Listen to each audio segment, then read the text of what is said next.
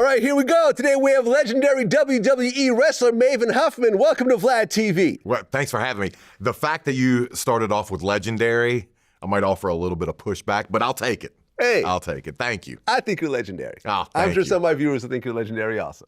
Thank you so much. Thanks for having me. Absolutely. Well, it's your first time. I want to start in the very beginning. So, you were born in Tennessee, but you moved when you were a couple months old to Cremora, Virginia? Yeah, I'm shocked you got that. The bigger town, if you can even call it bigger, was Waynesboro, Virginia. It's about, and everybody, now that Charlottesville's on the map, it's about a half an hour from Charlottesville. Small, very rural town in Virginia. But yeah, Cremora was the town that I lived in.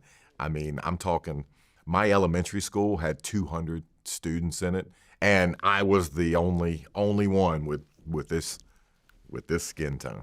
Well, what nationality are you? Just found out. Just found out? With the yeah, I went 47 years of my life having no clue. It would always depend. If I was down in Florida, people thought I was Cuban. Right. When I'm in New York, people would think I was Dominican. Yeah. And when I was in Virginia, I was just black. But I never knew my birth father, my biological father. But I did a DNA test recently, and come to find out, my mother was of German descent, and my father was Nigerian. Okay, so you're mixed, black and white. Mixed, yeah. But you didn't know that? No clue. Wow. I just always saw the curly hair, and I just always assumed. Hey, you know what? It was something that I never really cared about. It just never mattered. What was it gonna? It wasn't gonna change anything. It wasn't gonna make my life any better or any worse if I knew. So, just never really cared. Well, when you were 2 years old, your dad left the family. No, my dad was never a part of the family. Never part of the family? Never part of the family. So your parents were never married? Never. No. Okay. From what I understand, I was the byproduct of an adulterous relationship. Oh, so he had a wife? He had he had a family. He was doing his thing. I could pass him on the street. I wouldn't know it. I've never seen a picture of the man. Huh. Don't care to. So you never wanted to look him up? Never. No. Okay. Never. Fair enough. Yeah. To hell with him. Okay, but after your dad left, your mom took her own life. She did. When we moved back from Nashville, it was probably a few months. My mom, the stories that I have, and again, I'm getting it from second and third hand accounts. My mom moved to Nashville from Waynesboro, Virginia, just for opportunity. I heard she was a singer. I definitely did not get that gene, but I heard she went out there, chasing a dream like most people. And what she found was my biological father. Again, he had a family, so he was up for a good time, but wasn't interested in definitely a secondary family. So when she moved back to Virginia, I mean, I'm always assumed that just times were very tough for her. She moved back to Virginia, unemployed, was probably chasing employment. And in the 70s, the mid to late 70s, Virginia's a very different place than it is right now, especially when you have a biracial kid. Right. And I'm sure you'll get into it with my adoptive mom, but I remember asking my adoptive mom 2 weeks before she passed in 2004 what the hardest thing about raising me was. And she would always say the looks I would get in a grocery store. And she was like, because the minute, there's this little, black curly-haired kid running around and a white lady, people are going to cast assumptions. They're going to think that they know the story. Well, you got adopted by your aunt and uncle? Yes. So when my mom took her life, she asked her brother I want to say probably a few months before. She took her life the day after Christmas in '78. And a few months prior to that, she asked her brother, her youngest brother, it's weird to say, he's my dad now, but my Uncle Fred and his wife Sherma, if anything ever happens to me, will you take Maven? They said yes, and yeah, they became mom and dad. It's the only family I've ever had, only parents I've ever known. So, so when you ask me if I ever have any interest in finding my father, no, I had a dad growing up, and I never felt like there was ever anything in my life that I was missing by not having my biological father in my life. Now, I mean, the older I get, I'd love to maybe know if there's anything medically I should be, looking out for. Or the only thing like I've said my whole life, the only thing I'm 100% sure of is that he was devastatingly handsome. That's it. That's all. Well, do you know any of the details over your mom taking her life? Was it depression, mental illness? Did something happen? I've always assumed, all right, it's weird. In my family, there's a section of my family that actually doesn't think she took her life. Oh, someone killed her? They think. And the reason being, and I actually still have the gun. I have the gun that she took her life with. Oh, she used the gun on herself. She did. Oh. But from what I've heard, there were more than one gun. It was more than one gunshot. There was 3 gunshots. And how do you kill yourself 3 times? And from what I've heard, one of the wounds was, this makes it sound like it was a defensive wound through her hand. Yeah, it's crazy. But the reason that I've always accepted the suicide is she wrote a note, she wrote a letter to my father, and you asked about depression. Yeah, she was battling major depression prior to it. So I don't know. I've always wondered if maybe she was hitting up my biological father for money, and I don't know if he decided I'm obviously not gonna pay. I'm not gonna have you find out and ruin my family. But I do know, because I've seen her handwritten letter, I do know she was going through a very, very difficult time. Yeah, I'm sorry you had to, sorry you went through that. I mean, in your own way. Obviously, you didn't know her, but yeah, it's weird. My first childhood memory is when I turned 3. I remember my grandmother giving me a bank, like a little piggy bank, and I figured that was during Christmas. I figured I was about 9 to 10 months away from being able to have any memories, because I have no memories of my biological mom. Yeah, I mean, who remembers stuff when they're 2? Exactly. I mean, it's normal. Okay, so now you're growing up, and your uncle and his wife Yes. are raising you. So were you a good kid? Did you get in trouble? Ever get arrested? I later in life I did, but growing up I was a good kid. Okay. I got into the stuff that normal kids get into. Wasn't a fan of doing homework. I was the kid that in every report card that my teacher sent home, they checked the box, needs to exercise self-control. If they had Ritalin out back then, I probably would have been a prime candidate for it. But I mean, I was a good kid. Okay, so you graduate high school, and then you go to Eastern Mennonite? At Eastern Mennonite, Mennonite University in Harrisburg, Virginia. Did you have any idea what you were going to do at that point? Nah, no clue. All my entire life, I prepared to be either a baseball or a football player.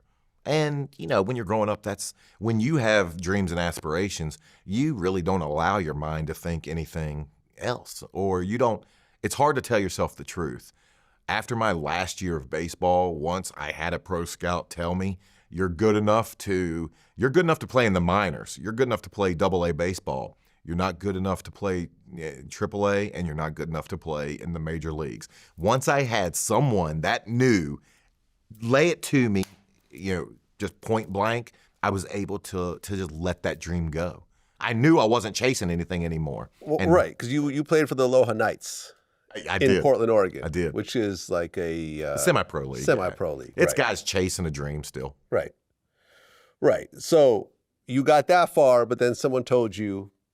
Yeah. And you know something? That's not a bad thing. I was fine with it. That's not a bad thing. People always like to stress this never give up mentality, but what I've found throughout life is that success is the ability to let things go when they're not right. Reroute yourself. Listen, I know 50-year-old guys that still have rap dreams. Like, you know what I'm saying? That have never had a song that went anywhere, but they're still going to the studio every weekend. So it is, I've realized throughout my life with all my career changes, I've had to admit that, hey, this is not going anywhere. I put in years into this, but that's okay. Let me cut my losses and move on to something else that actually does make sense. So that's what happened to you at age 23? Yeah. At life, sometimes we're GPS. We have to reroute ourselves. Yeah, exactly. You know, when something stands in our way that says, you know, whether it be talent or opportunity, you're not going any further. You can either sit and stew on it, or you can just find a new dream. And that's what I did. So then you became a middle school teacher. Yeah. At Tuolity Middle School in Tigard, Oregon? Yeah. Okay, so now you're a middle school teacher. Did you think this was going to be your career for the rest of your life? No, and the reason being is I was the first person in the state of Oregon to become a teacher that was not licensed. I moved out to Oregon. A buddy of mine that I played baseball with, he was a middle school teacher, and he played for the Alolan Knights. And after I graduated college, I had my summer off, and I wasn't ready to face the real world yet. So he's like, come out, spend the summer with me, play baseball. So sure, why not? So I moved out to Tigard, and he was a school teacher. Well, I needed something to do during the days. And, the world being way different than it is now. I mean, you're not doing this now. But he told me, he was like, come into my classrooms with me and spend the day, and you can help some of the kids that, might need tutoring. So that's what I did. I went into his school every day and worked with some of his students that were probably a lot like me growing up. And just from that opportunity, the vice principal told me, she came to me and said, we have a 6th grade position open next year. Would you like it? I said, I'm not licensed. She said, we have a way around that. It's called a transitional license. And the point for this license was they wanted, let's say there was an airline pilot. This was the example she gave me. Let's say there was an airline pilot who spent 20 years flying planes and decided it just wasn't for him. Are they going to want to keep him from becoming a teacher if that's his new dream? Well, no. Let's put him in the classroom if he's good, if he can. And then along the way, you have 3 years to get your credentials through the grad program. So I was the first person in the state of Oregon to go through with this transitional license. Okay, so you're a middle school teacher, and right around 2000, 2001, a new show popped up called Tough Enough. And it was a reality show that the WWF, now known as the WWE, put together to try to find new wrestling stars. Right. So growing up, were you a wrestling fan? Big wrestling fan. Big wrestling fan. Huge. Who were your favorite wrestlers growing up? Ric Flair. Okay. Ric Flair was number one. He was by far my favorite. I grew up in Virginia, and we got WWF, but the big promotion for us was NWA, which would become WCW, Crockett Promotions. So Ric Flair, I loved. Tully Blanchard, Magnum TA, Arn Anderson. Those guys. Those were the guys that I really looked up to. I would watch WWF. I would watch Hulk Hogan. I would watch Andre the Giant. But I was able to go see Ric Flair in person first. Oh, okay. Yeah. I mean, at that time, did you think that it was not predetermined, or did you know that it was predetermined? There was never a time in my life I thought wrestling was real. Never. Okay. Never. No. I'm always scared to ask this real question. You know what I mean? Because I remember when I asked Mark Henry, I was like, "Hey, so, what do you say when people say wrestling's fake?" And he was like, "I want to punch you in the stomach right now." He's like, "Don't you ever say that to me again." When you were watching it back then, did you wonder if it was real or fake, I guess is how you would say it? I would beat you up if you was here in person. No, wrestling is not fake. It's predetermined. It's a difference. We know what's going to happen, and it's complicated. The best guys, it's not governed by how mean you are, or how cunning or how skilled you are. It's about, can you emotionally get people to believe in your ideals, the psychology of what wrestling is. There's always, like I said, I'm always scared to ask a wrestler if it's real or not, because I always tell people you can't fake gravity. And the number of surgeries I've had, the fact that my back hurts every morning. Yeah. When I get up every day, it literally looks like I was in a car wreck the day before for a good 10 minutes. As hunched over as I walk, as much of a limp as I walk with. And I mean, if it's fake, then. Well, no, I get it. For example, we were talking about how I interviewed Ken Shamrock. He did UFC, at the highest level, at the championship level. Then also he did WWE. Right. And he said he has way more injuries from WWE than from UFC. Absolutely. You know why people get more injured in wrestling than they do in MMA? Is because usually, like for me, I was good in MMA. I was really good. And I kept people from doing damage to me. I didn't let them do that. In wrestling, watch the chair shot. I let that happen. We let people beat us up. Yeah. That's the difference, and that's why we get beat up, is because we're stuntmen. We're literally taking falls, and we're taking these bumps, and we're taking all these things because we're trying to do an event, an entertainment event, to please the fans. And so we take risky bumps. We take risky shots, and sometimes causes us bodily injury. In UFC, people are actually trying to hurt you. To harm you. Whereas in WWE, they're not trying to hurt you. Unless, of course, you're New Jack and, he's trying to kill you. But outside of New Jack, most wrestlers are not trying to hurt you. Right. But you sustain more injuries that way. Right. Yeah. How many injuries did you have over the years? I mean, countless. How many surgeries, for example? 8. 8 surgeries. I'm sitting at 8 surgeries right now. Yeah. Yeah. Okay, so. And probably could use another 2 or 3. Okay, I'm sorry to hear that. Nah, so that's fine. I knew what I signed up for. Yeah, I mean, it almost reminds me of that movie, The Wrestler, with Mickey Rourke. When he's signing autographs, he's looking around the room, and this guy's got a cast on his leg or a brace, and this That movie was tough to watch. I'm not going to lie. Yeah? It was tough to watch. How accurate is it? It's, I would say 80%. 80%, The only thing that I thought that wasn't accurate was just some of the stuff that they would show. They sensationalized some of the backstage stuff. Like, I mean, yeah, I saw all the stuff that he had in the movie. I saw the drugs. I saw everything take place. But it wasn't like it was every show. It was hit or miss. But it was pretty accurate. Okay, so now you sign up for Tough Enough. Yeah. Did you think going into it that you had a chance to win it, or is it just something to do because you're not really into the teaching thing? There was never a time in my whole journey I thought I was going to win until the very end. There was a point at the end. Oh, there was a point halfway through when I knew I was going to win. But I thought, what the hell? I'm young. I'm done with baseball. I'm done with sports altogether. But I still have something competitive left in me. I still have some athletic ability I want to get out. And honestly, with The Rock, doing what he was doing, that's basically how I've been acting in a locker room for years. So once he was having the success he was having, I thought, you know what, I maybe could do this. I mean, obviously, I didn't know at the time I was putting myself up and comparing myself to one of the best entertainers the world's ever seen. Right. But I knew I didn't want to get to the age I'm at now and wonder what if. I feel you. Because as you're doing the show, they're paying you $300 a week. Yeah, $300 a week. Isn't that nuts? So that's not enough to support yourself on any level. It's nothing. Fortunately for me, I had some money stacked away from my teaching days, but not that much money though. As a teacher, I was making my first contract, my first year teaching, I was making $29,000 a year. I coached baseball, high school baseball, and I think that was an extra $1,500.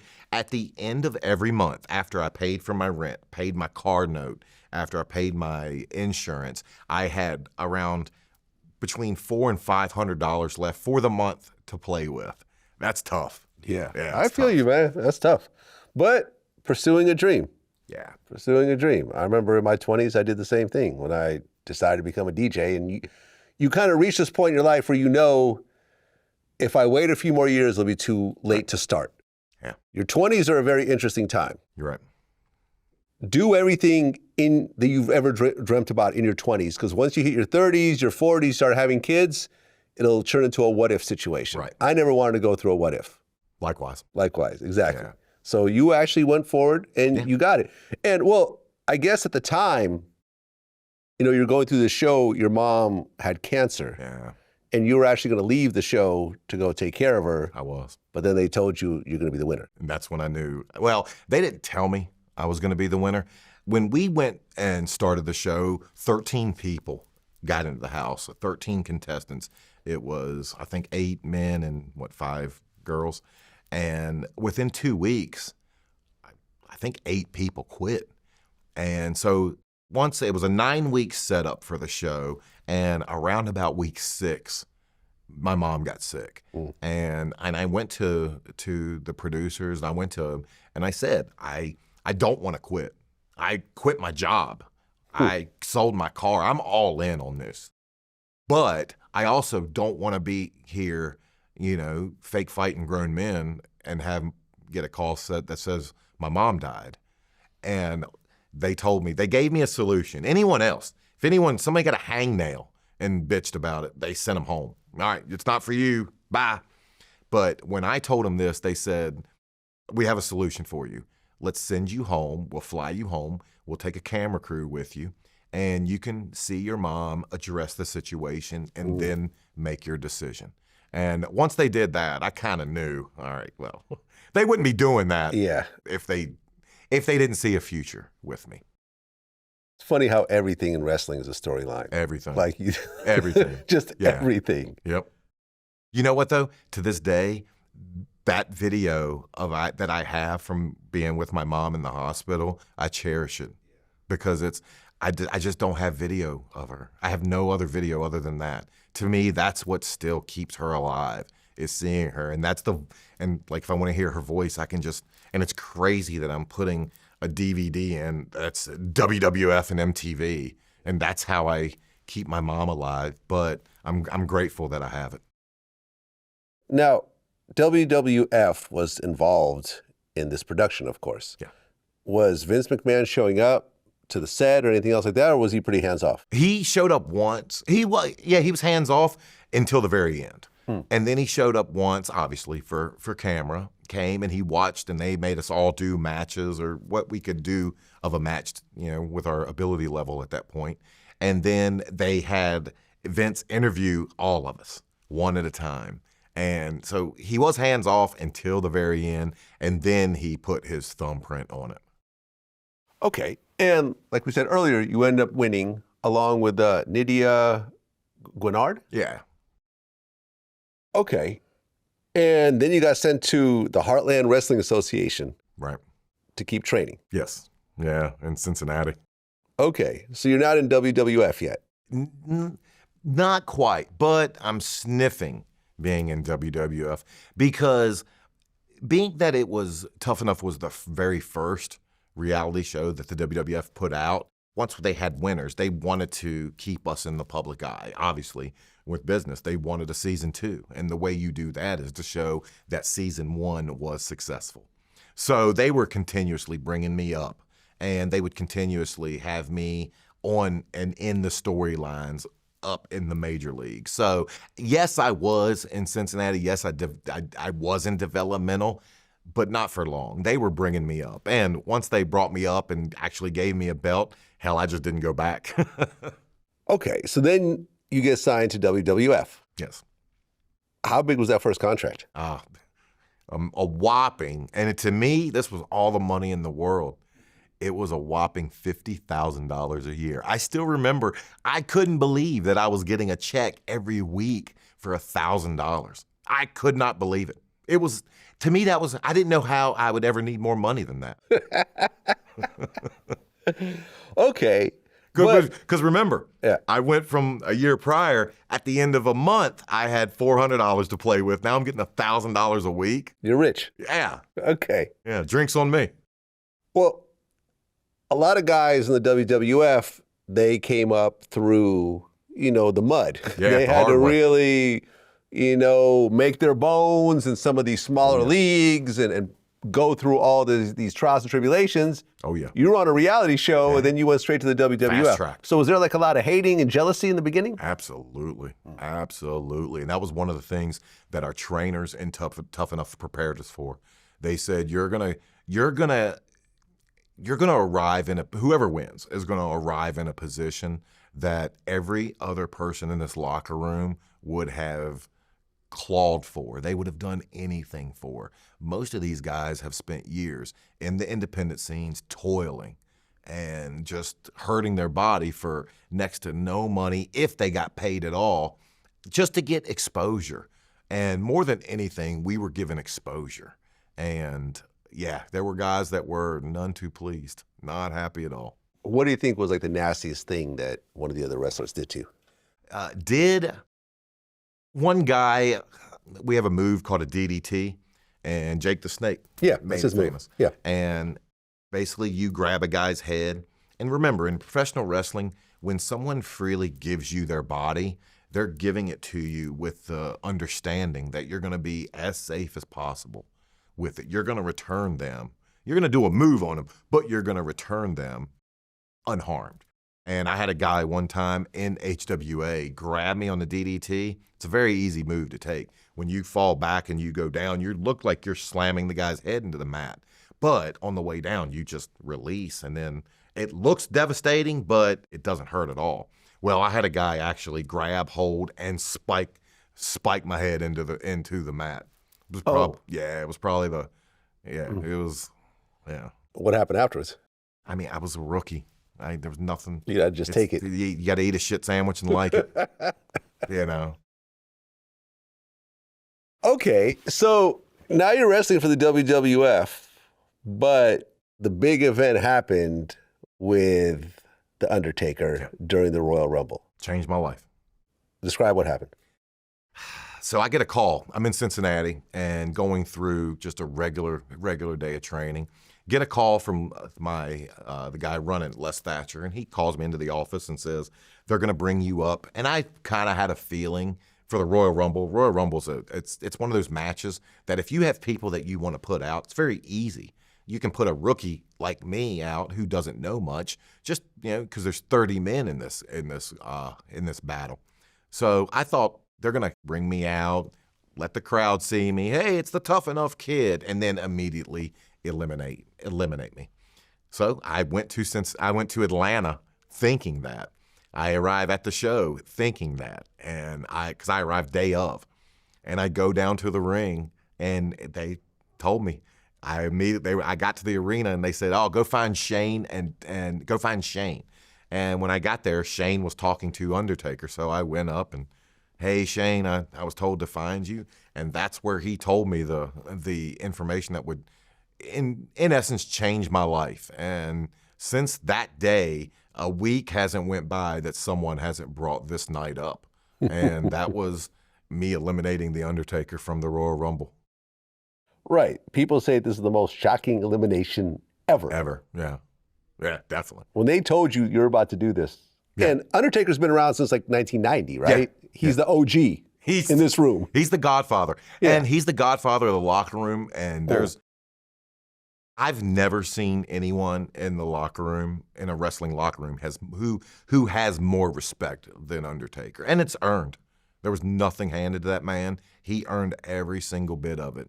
And what makes wrestling such a crazy business is, the office could have told him, "Hey, we want this kid to eliminate you." He could have said no. Even though it's predetermined, he had every right to say no. Does that happen? Do wrestlers get told to do something and they just say, "Screw you, I'm going to do it this way instead"? More than you think. Really? Like what percentage of the time, if you were just eyeballing? Does it actually happen, or do they maybe have issue with it? I would say they might have issue with it maybe 15% of the time. How many times does it actually happen, though? Under 5%. Under 5%. Because you're going to lose. You realize once you do that, you're out.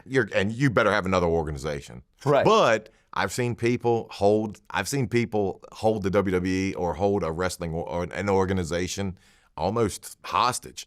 If they have a title or something, and you want to finish off a storyline one way, if they're not getting their way, they have all the cards that one time. Yeah, I remember when I interviewed Ken Shamrock, he talked about the Montreal screw job and, just how things go very left last minute and it gets, to the point where people want to fight each other afterwards. I think sometimes do. Yeah. Vince McMahon got punched that night, right? He did. Yeah. He got a That was before your time, but yeah. And I think he knew he was going to get a shiner. And this is one of those crazy cases where I can see both sides. I can see Brett having his opinion and wanting to leave on his terms or thinking he'd earned the right to leave on his term. But then again, I also see Vince, it's his company. Yeah. And we're fake fighting. You're not really the champion. You're the champion because Vince and other writers said you're the champion. So I see both sides. Yeah. But point being, if Undertaker did not want to be eliminated by me, he could have easily told them no, and guess what? They would have found another way to get him out of that Rumble. Well, the Undertaker actually gave you a really vicious chair shot. He did. He did. Was that the hardest you ever got hit? No, I would get hit later on in 2005 by Gene Snitsky, probably harder. That chair shot, everybody looks at it, and yeah, it was devastating. But you got to remember, at this time, when he hits me with that chair, that was the best chair shot that I'd ever been given. And the reason being, at that point, my night was over. That whole day, all I was worried about was hitting. I threw a move called a drop kick, and I don't want to say it was always an easy move to throw for me, but it was one of those moves that I could throw because I could jump pretty good. That said, if I miss or if I don't hit Taker with the drop kick correctly that night, if I make him, the Phenom, if I make the Godfather look bad, I don't have a career anymore. I'm a one and done. No one, my wrestling career ends that night. So knowing that, spending all day, spending hours stewing on that drop kick, by the time I actually hit him with the drop kick and he leans down and tells me, good, he went, good shit. Once I knew that was the case, that chair shot was very easy to take. Well, yeah, that chair shot kind of kicked off your first on-screen feud. Yeah. So now you're kind of in the mix. I'm in the mix. How did that feel? It was like a dream. It was one of those things that, I mean, a year and a half prior to that, I was teaching 6th grade. So, and I had a wrestling bulletin board up in my classroom. So to then, and I was going to wrestling shows. I went and watched the WWF in Tacoma, literally almost a year prior to that. And then to think, fast forward, that I'm now in a feud with the Undertaker. It's one of those. It's one of those things. Yeah, it's surreal. Yeah, you just how did life get to this point? Yeah. Well, you actually beat the Undertaker to win the Hardcore Championship. Yeah, with the help of The Rock. Yeah. And it was another case where I'm like, what is happening? I still remember the night that happened. I remember getting back to the hotel, and I had a flight out the next morning around 6 a.m. And I remember putting the Hardcore Belt title on the bed and looking at it and thinking, what the hell is going on here? This is insane. This is nuts. Yeah, and you held that title 3 times. I did. During your career. Well, at one point, Brock Lesnar had his debut in the WWE. Yeah. And his debut was beating you up. Yes. It was. Did you think that Brock really had a future? Oh, yeah. Oh, okay. So it was obvious. There's a few people that they would bring up, and you would see him, and you just knew immediately, all right, this man's different. And I still remember the day and I knew Brock from the developmental. And Brock's one of those guys that you just don't see. You just don't pass human beings that look like Brock Lesnar. Yeah, he's a monster. On the street. Yeah, he's a shaved gorilla. And we were going through the move. He was going to hit me with his finisher, the F5.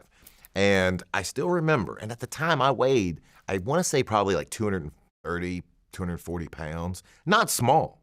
And in wrestling, hey, if I'm going to pick someone up, I hope to God they jump and give me a boost so it just helps me get them up.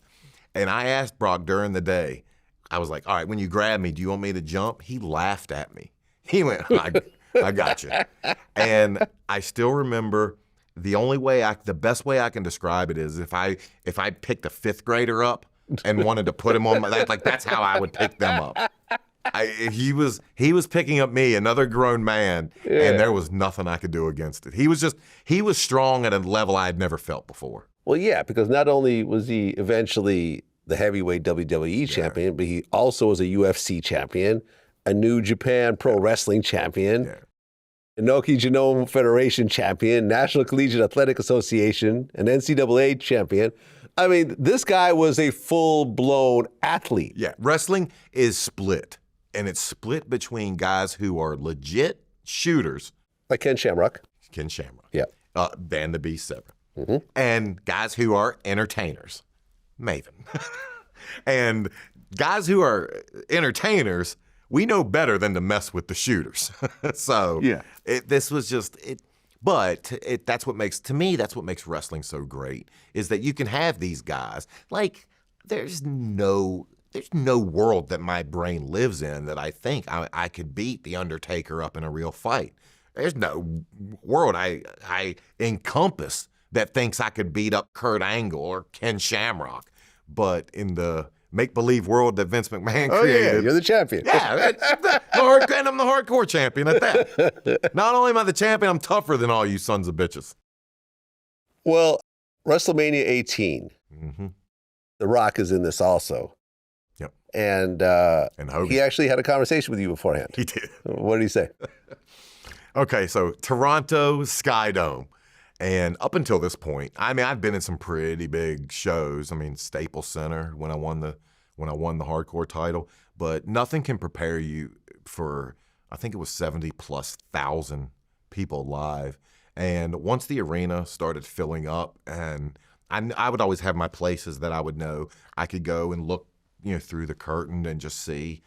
And it's one thing when it's 30,000 people in an arena, but when it's 70,000, I mean, I got like terrified. I used to get terrified before every match. I would stand right before and like near the curtain and be like, why do you do this? I hate this. I hate this feeling. And it would always go away as soon as I went through the curtain. But I was really nervous before this WrestleMania. And Rock sees this. And he, in his wisdom, and I still remember it. I'm pacing, I'm going over my match, like trying to remember the moves. And he goes, Maven. And I turn around and I see, and it's Rocky. I'm like, okay, he's got words of wisdom. And he nonchalant calls me over and he says, deadpan, he goes, listen, no one's really expecting much out of you. Just do the best you can. And turns and walks away. And I'm just like, what the heck? And he walked about 5 steps, then he turned back and he winked and smiled. And I was like, okay, he's messing with me.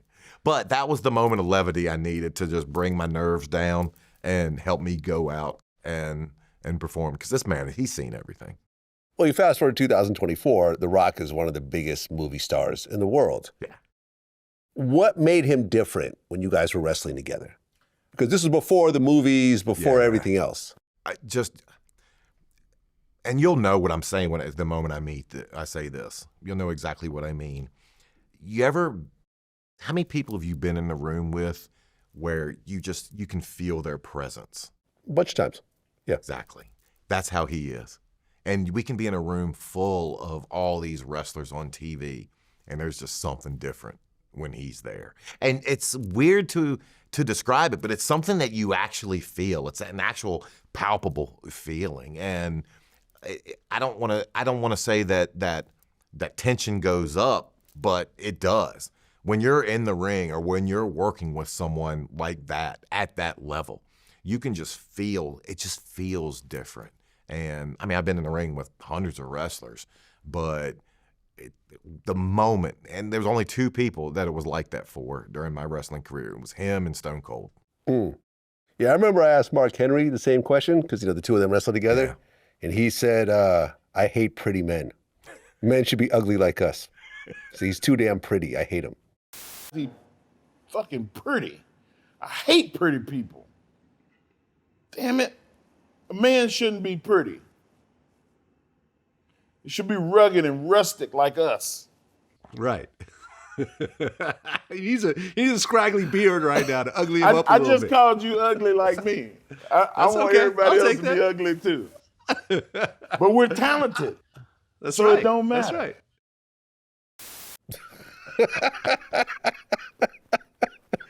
Mark Henry was there the night I broke my leg. Oh. He was with me. I broke my leg in Calgary, and Mark and I were riding together with Devon Dudley. And Mark took me to the hospital, waited for me, took me back to the hotel, and then the next day went and made sure I got on a plane. Yeah. Yeah, another monster human being there. Yeah. Mark Another Henry. one who grabbed me, and I was flying whether I wanted to or not. Again, what world do I live in where I think I could beat the hell out of Mark Henry? Right, the world's strongest man. He won a couple of those competitions before wrestling. I did play D3 baseball, though. I okay. mean, come on now. Yeah, well, that counts for something, I guess. Well, you talked about how Chris Jericho is a Wall of Jericho finisher. Yeah. That was the most painful move you've ever been in. Yeah, that's the only time I've ever seen the bottom of my shoes while they were still on my feet. I've never seen my legs from that angle. But again, when you asked earlier what some people did to me to just break me in, to let me know, hey, rookie, we recognize the role you got. We recognize how you got here. And now it's time to make you earn those stripes. That was one of the times. And I know he did because he put the move on me, and you see him sit, and it's almost like a Boston crab where you fold somebody up and you have their legs, and then you actually see him sit back a little bit more. And it's funny. This is another case how life goes full circle. That match with Jericho for the championship happened in the Richmond Coliseum, and the Richmond Coliseum is where I saw my first ever wrestling match live, and that's when I saw Ric Flair and Magnum TA. So I wrestled for the title in the arena that I witnessed my first wrestling match ever. It's pretty cool.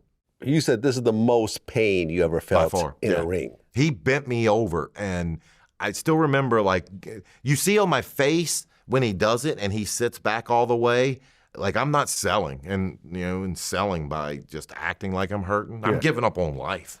If I had to be in that mood for another, if somebody would have told me you have to be in this mood for an hour or we'll just kill you now, I'd have to sit and I'd literally have to think about it. It hurt. It hurt so bad. I mean, I know he did it, and I know he was messing with me because we wrestled a couple years later. Once I, had been there and got the respect of, okay, this kid's here for the right reason, and he put me in the same move, and he didn't lean back. It didn't hurt near as bad then. I mean, did you ever confront anyone backstage for going a little too hard in the ring? Oh God, no. No. Oh hell no. That'd be the kiss of death. Oh, if you look at a wrestler and be like, hey man, ease up, you're gonna be just branded. So they're gonna think this guy's soft. And yeah, exactly. They're gonna just go harder on you? Go harder. Or they're gonna tell other people, and then the whole locker room is gonna go harder on you. I wrestled to earn my credentials. They would have guys wrestle a wrestler named Bob Holly. Bob's another one. He's a man. He's in that legit category. And Bob was kind of how you break a wrestler in.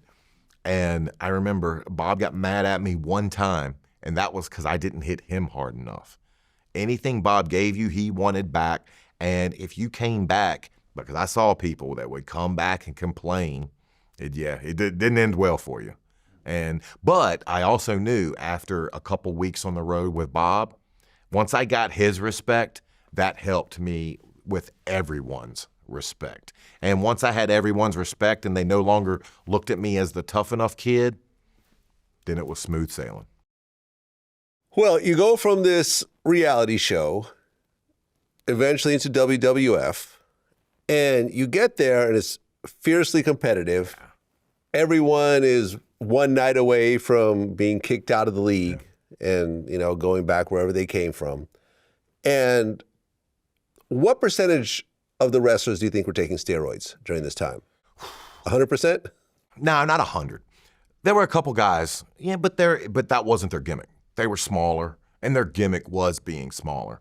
I'd say 85 or 90. Easy. Right. I mean, even Vince McMahon was taking steroids. Oh, God. You could see how big he got out of nowhere. Well, he's still taking them. I know, right? And he's still jamming needles in his eyeballs. So you're here where 90% of the people are taking steroids. They're not drug testing because it's not an actual sport. No, they drug tested us. They drug tested you? Absolutely. Really? Here's how it happened. So they had to. They legally had to. Okay. I mean, you remember the trial in the 90s. So we had to take drug tests. But I still remember getting called into the office and pulling up a piece of paper and going, Maven, you popped positive on Winstrol, Deca, a little bit of marijuana, and some painkillers. Don't let it become a habit. that was that. And out the door I went. Yeah. Okay. It's a different world. So they knew about it, they just didn't care. Okay. Yeah. Got it. I mean, how are you getting the steroids? Oh, we had a doctor I went to, and So all the wrestlers would just tell you to go to this guy and he'll take care of you. Yeah. And one visit with him, I had to see him one time, and they did blood work on me. And then after that, it was a call, and it was good. And here's the thing about it. Like, I'd give anything if I could still get the quality stuff, because most steroids you find on the street in your gym or whatever, they're going to be veterinary grade. They're just not going to be good. For animals. Yeah. Okay. They're just not going to be good. It's just not going to be good Taking human animal grade. steroids. Wow. Yeah, it's just not good stuff. But when you get stuff that's actually designed for the human condition, and because steroids are made to fix a problem. Yeah. They're made for a reason. And when you get good human grade stuff, I noticed results in my body in months. And I'm talking results that my whole head changed. All my features changed. And it's almost like I went from looking like a kid to looking like a man. And yeah, it was. Yeah, I mean, look at Barry Bonds. His head got like twice as big during the course of his baseball career. Yeah, exactly. Yeah. I mean, he looks like a completely different human being. He doesn't look like the same person. Like, look at the before and after, and that's why he's not in the Hall of Fame. Yeah. The cream and the clear. There you go. Was there a human growth hormone at the time or no? It was around. I didn't take it. I went to a doctor, and he did blood work on me, and I don't know what in the hell he could have been making it up, but he came to me and he said, "Hey, these two drugs with this combination, I think with what I'm seeing on your labs, I think this will give you the best results." And he wasn't lying. He wasn't wrong. Because when I got on that combination, I mean, it was literally within weeks and months, everything changed. Yeah, but steroids have side effects. I remember I had this minor nasal surgery where they gave me some steroids afterwards to recover. Deviated septum?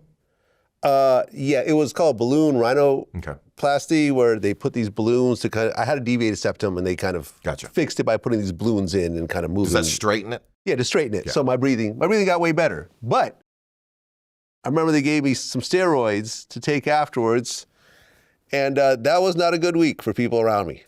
Really? I lashed out, like I was angry. I was yelling at people around me. Yeah, I had to apologize to this girl, Shirley Jew, because I blasted her online. I was, it was like, I remember I was a lot angrier and so forth. And you hear other side effects of steroids. I'll offer pushback. I've never thought that steroids change someone's emotional state. So you never heard of the term steroid rage? Oh, of course I've heard roid rage. Roid rage, yeah. Yeah, but I was going through roid rage. Really? Absolutely, yeah. You see, I had to stop taking it, yeah. I just never experienced, or maybe it was because I was around guys that were just A-type angry guys already. But I don't know. I've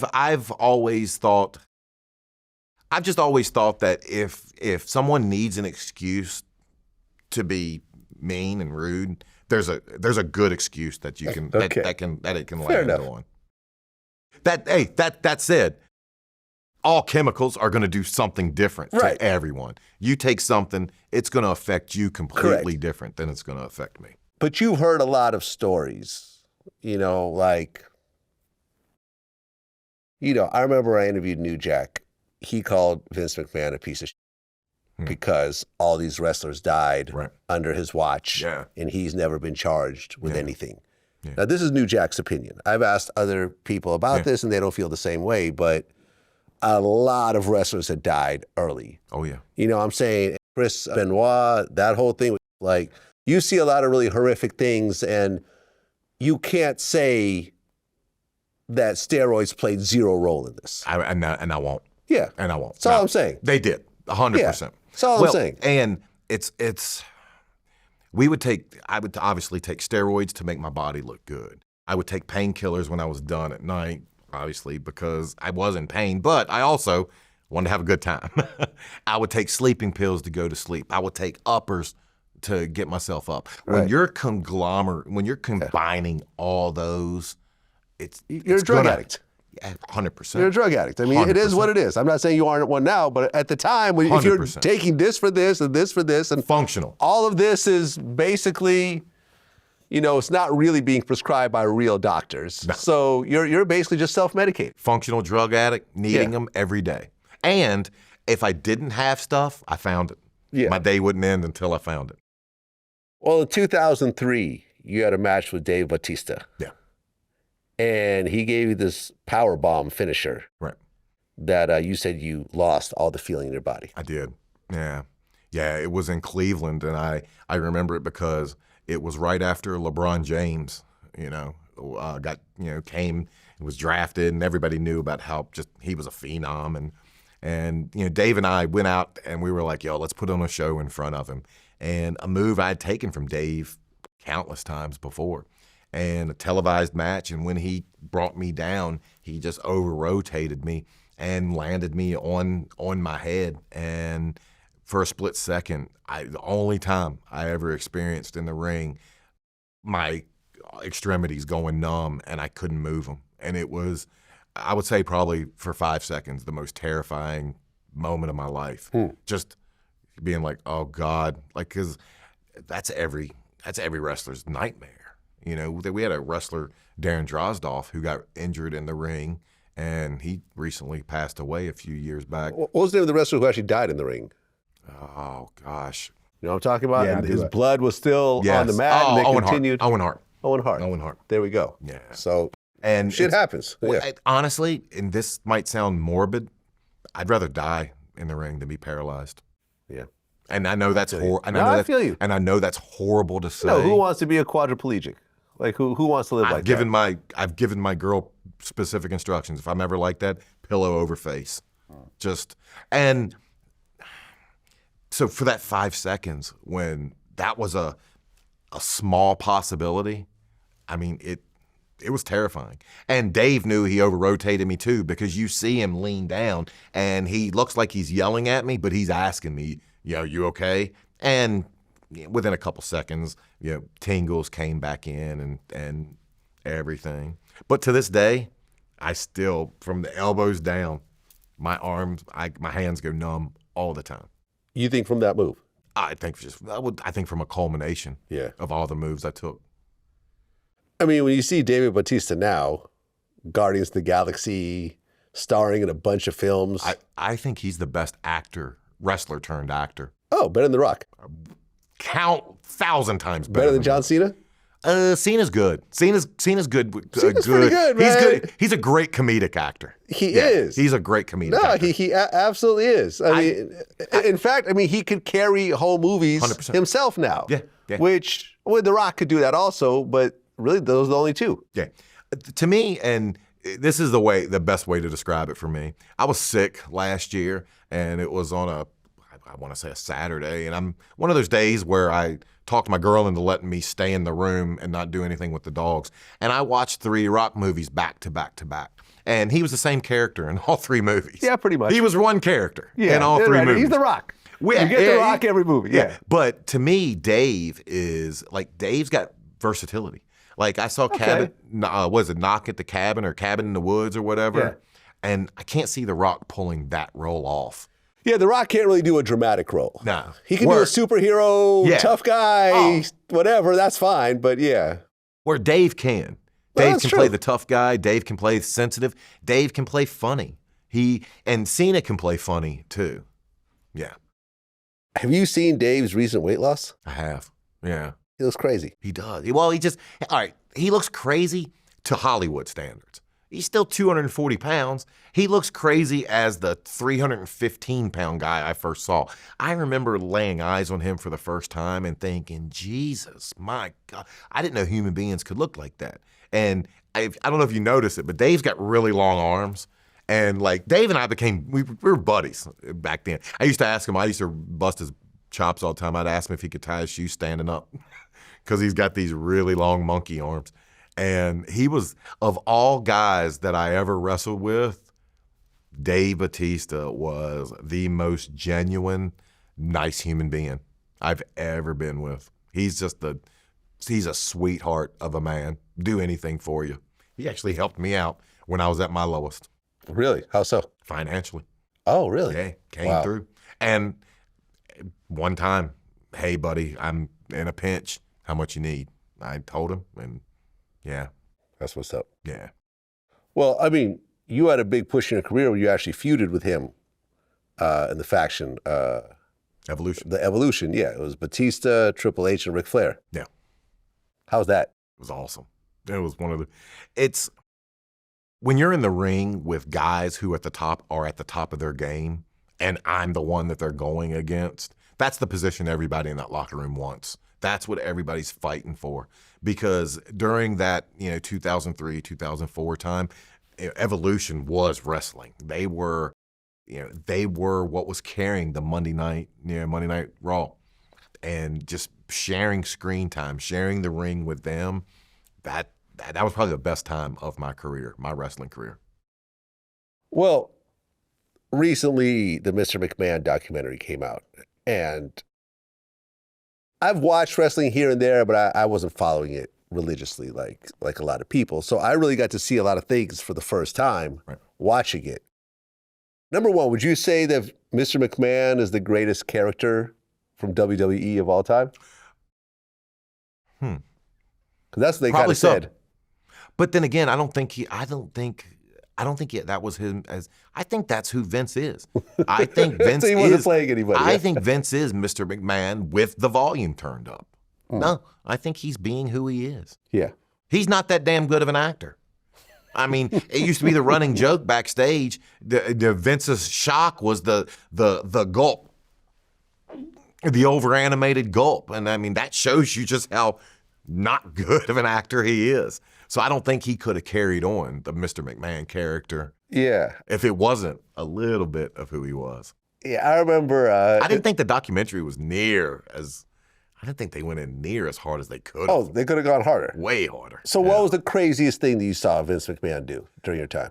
The craziest thing I saw him do, he opened up a meeting one time and he just he talked to people the way that I just couldn't imagine grown men talking to another grown man. Like, what would he say? He just motherfucked the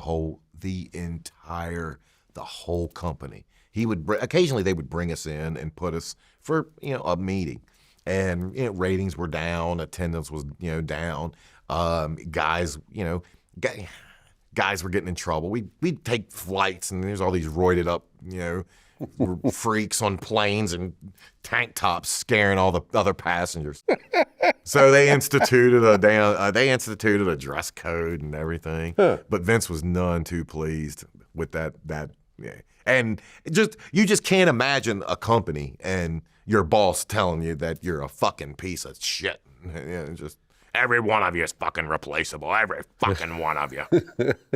Yeah, I remember when I was watching the documentary, there was a proposed storyline where he got his daughter pregnant. Yeah. Did you even hear about this? Oh, yeah. Oh, so this was actually talked about. Oh, yeah. Yeah, but nobody was shocked. You weren't shocked at that? No. Incest. Kane punted a fake baby. Or they had people having sex with cadavers. Yes, it's wrestling. No, nothing shocked me. Nothing shocked me. It was just, hope they don't go with it. Okay. Yeah, really, really hope they don't go that route. Well, I mean, I can say that the one thing that I really, connected with me from watching that documentary was you saw these people in WWE they would leave WWE on bad terms. Yeah. They would trash McMahon publicly. Then they would sue him. Yeah. He would settle the lawsuits Bring 'em and then bring them back Yeah. and incorporate the lawsuit, even if it was sexual harassment or whatever, into the storyline. Yep. And that's what made me take a step back and say, you know, I think I might be taking business a little too personally. Let me call up some people that I've had personal issues with and just get back to business. Yeah. And I did that afterwards. Literally after watching it, I made a phone call, and you'll see someone on VladTV you haven't seen in a long time because of watching that documentary. Because I'm like, okay, if this guy is big enough to get over his personal issues and he's worth 100 times what I'm worth, who am I to be sitting here in my feelings over something that's not even a big deal? Listen, there was an old, I think it was in Memphis locker room, there was an old plaque that was right on the right above the booker's desk, and it said, "Personal issues draw money," and Vince lived by that. If there was something that was a real issue, and you could tap into that, cha-ching. And if Vince was making dollars, if Vince was doing well business-wise, there was no price he wasn't going to pay. And that's just the kind of person he is. People always ask me about Vince, and I think they want me to say that, oh, I hate him, he's the worst, he's this and that. I say the same thing all the time. He signed the front of the checks, I signed the back. When I was making him money, when I was a good draw for him, he would see Maven, hug me backstage, and everything was right as rain. The moment I didn't, he forgot about me as quick as he could. Why? Because he viewed everything as transactional. He viewed everything through a business lens. And I'm not going to hate on the man for that. And also, the night my mom died, he called me. He called me. Yeah. That means something to me. I'm not going to say I condone, I justify his actions. But then again, also, I wasn't there. I don't know what took place. I don't know what's true. I don't know what's alleged. I don't know what was consensual. I trust in the process, and I trust that it's going to play itself out. And I think we're in an iceberg moment. I think we've only seen the tip of what's to come. Well, I mean, the documentary came out, and but there's always been allegations and lawsuits about sexual harassment or workplace romances that the woman claims wasn't consensual, or it was like him as the boss, right? Using their job as leverage and so forth. But a lot of times these are money grabs. A lot of times these are consensual relationships. And when they don't work out the way the female was hoping it would work out, they get angry, then they sue and so forth. Did you see any of the extramarital affairs? Because he was married this whole time. Not with Vince, but with other people. Oh yeah, constantly, all the time. I was a part of it. Yeah, absolutely. You messed around with some of the female wrestlers? Absolutely. Yeah. Can you name any names? I won't name them names. But these are names we know. These would do names you know. Okay. It's when you're on the road for 300 plus days. Oh yeah. You're with these people. I was with these people more than I was my own family. Yeah. And they become the people you lean on. If you have a good day, a bad day, well, guess what? You're with them. And if something great happens in your life, you're going to want to have someone to celebrate it with, and vice versa. If there's something really shitty happens in your life, you're going to want someone to lean on. And when someone else is around, all it takes is a quick call to see how the kids are doing, and then there's no more family at home after that. Yeah. Yeah, things happen. My friend Willie D always likes to say, when if a man and a woman are sitting next to each other, there's a devil in the middle. It's 100%. Yeah. That's 100% accurate. Absolutely. And just so you know, I was approached, I would say maybe 10 years ago, when all the lawsuits, when it became apparent what CTE and the head trauma was doing. I was approached by a company to to be a part of a class action lawsuit against the WWE, and I couldn't bring myself to signing on with it. I knew going into the business, what I was signing up for. And good or bad, I did it of my own volition, and and I'm a man enough to accept the consequences. I mean, do you feel you suffered any CTE? CTE, I wouldn't. I get headaches every day. I mean, and I don't know if I would call it CTE or just I'm getting old. Hell, it's just. Well, I'm older than you, and I don't get headaches every day. I get headaches every day. I'll just put that out. I have in that bag I have over there. I have headache pills. Okay. And they're in my car, and they're in my office, and they're in my house. I'm saying I'm 4 years older than you, and Really? but I didn't wrestle. But how many grown men have hit you in the head with a chair? None that I remember. Yeah, no, none. Yeah. Yeah. I don't know. And I do notice sometimes, like, especially if I'm like writing and there'll be a phrase like that, oh, I know I should know it. And for whatever reason, I just can't grab it. Yeah, I mean, I go through that. But then again, that's okay. part of getting old. There you go. But the headache every day, that's a little different. Okay. Yeah. Okay, so 2005, you had just signed an extension I had. with the WWE, and then you get fired. Get fired a couple months later, yep. Did you see it coming? Did not. Blindsided. Totally blindsided. Didn't see it coming to the point to where I had just landed, went to, since we now had a dress code, I had a clothing shop that I went and I just bought $800 worth of new clothes for the road. If I had saw it coming, I wouldn't have bought those clothes. Yeah, blindsided. Probably one of the worst days of my life. Right, and someone who you were cool with actually broke the news to you. Johnny Ace? Johnny Ace, yeah. Yeah.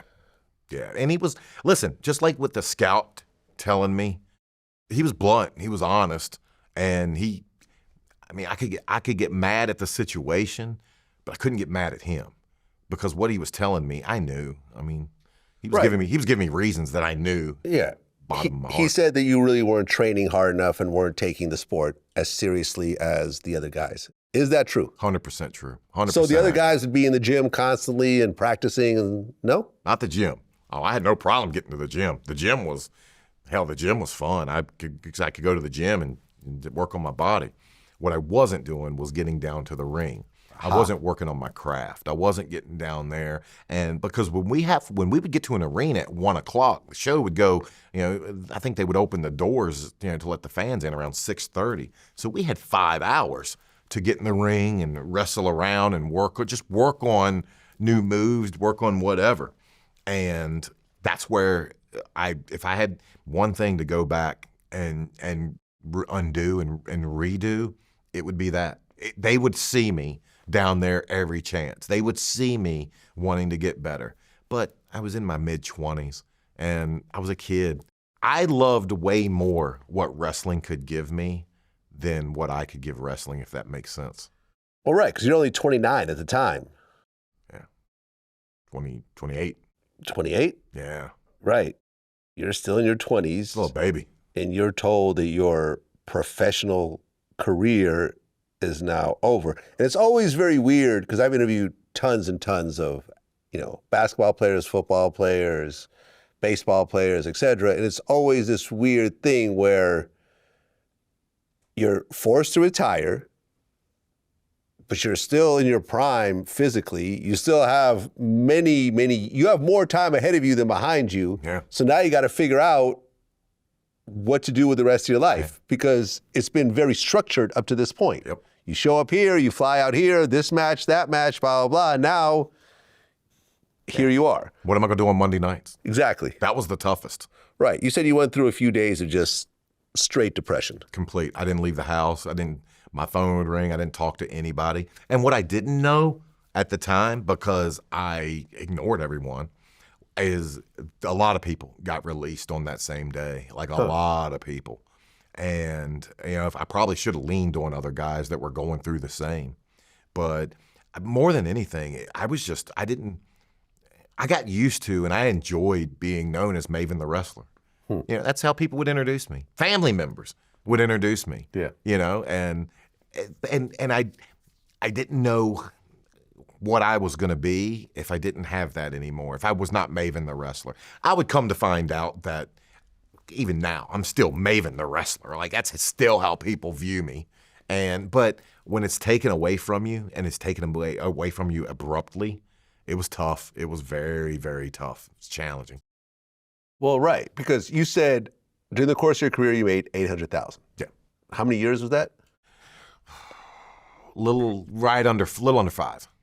Okay. Yeah. So you're making 6 digits every year. Yeah. And the most you made was $430,000 Yeah. in 1 year. In 1 year. So half of that came from 1 year. Yeah. That was the year that I wasn't injured. And I was doing the stuff with Evolution. I was on the pay-per-views, because in wrestling, doesn't matter. If you have a downside guarantee, that $50,000 downside contract, shoot. I mean, I remember my first video game was $30,000. I mean, I'm almost making that and during that. And every show, every pay-per-view, I mean, I remember doing pay-per-views and making, I think I got 14 grand in one pay-per-view. And the guy I rode with, he made 100 grand for that one show. Ooh. So you could make, I mean, it was very, very lucrative what you could make in that business. Right. But then it stops. Yeah. And you get, 3 more months of salary? Yep. And you're making, royalties and so forth, but they're starting to dwindle. Yeah. And before you know it, this whole lifestyle you've gotten accustomed to, this whole salary has dwindled into almost nothing. Yeah, done. You start doing some matches on the indie circuit, but those were only paying like $2,000. Yeah. And sometimes less? Sometimes less, depends. Once you become an indie wrestler, once you have a name, you can give people your price, and if they don't want to meet it, you just don't have to do it. And a lot of times I did. And people would call and I'd say, well, this is what I charge. And if they couldn't meet that, then I just wouldn't do the match. I got hooked up with a group that the guy, he was, I'll pay it every time. And then we kind of got to go on a little bit of a little tour. And that's what it took to reignite my love for the business, because I got really bitter really fast. And I almost I adopted the attitude, F them. They don't want me, I don't want them. Well, yeah, after WWE, you went independent. You joined a United Wrestling Federation and Total Nonstop Action Wrestling. No. You did this real life. I did. Which was a good chunk of money to tide me over for a while. Right. So you're basically living paycheck to paycheck at this point. Once I did this real life was a good payday. So it gave me some breathing room. It gave me several months to where I wouldn't have to worry. And I mean, I lived in Virginia. My mortgage payment was $1,100. God, what I wouldn't give to have that now. Well, yeah, by 2007, you were wrestling for UWF, and you had a final match on October 5th, where you lost to a test in Full Throttle Wrestling. Did you know that was your final wrestling match? I didn't. Nah, I knew I was looking at different avenues of where my next. I knew I wasn't going to be able to make a lifestyle, a career out of wrestling in the indies. It just wasn't going to happen. So I had to find out what's next for me, and it was probably I would say 6 months of interviewing with the Home Shopping Network, and once that job was landed, then I knew I was done. Right. You get a job for the Home Shopping Network, which is very different from what you were doing before. Completely. But in the end, it's still entertainment. Yeah. But then in 2008, WWE came back around and offered you a job. Yep. What happens next? I had just signed with HSN. I had guaranteed money and they were moving me to Florida, a place I'd always wanted to live up until then. And I had to turn the WWE down. And I wrestle with if that was the right move or not. And the only reason I wrestle with it is because the one thing, I love my job with HSN. HSN was probably the best job I ever had. It was the easiest job. Literally went out there and sold. Didn't have to punch anybody. Didn't have to hit anybody. Slammed on your head. No one hit me with a chair. My fingers never went numb. And and I go out there and talk about. I remember going through a production meeting with the woman that ran the NFL department, and she would want to she would want to do meetings, and I'd be like, I got it. She'd be like, well, we have a new jacket. And I'd be like, yeah, I've worn jackets before. I got it. These have the NFL logo on the back. Yeah, I know how to use them. I got Used to drive her crazy. But what I didn't take into account was age. I was still young. You were 35 at the time? Yeah, I'm still, and if there was a time to do it, that would have been it. Well, right. And you would have had a guarantee between like 150 and 175? Yeah, probably. When they said, they were like, we'll bring you back at the downside that you left on. So the money would be, I wouldn't be starting over in essence. Yeah. And I mean, were you making more than that with the Home Shopping Network? No.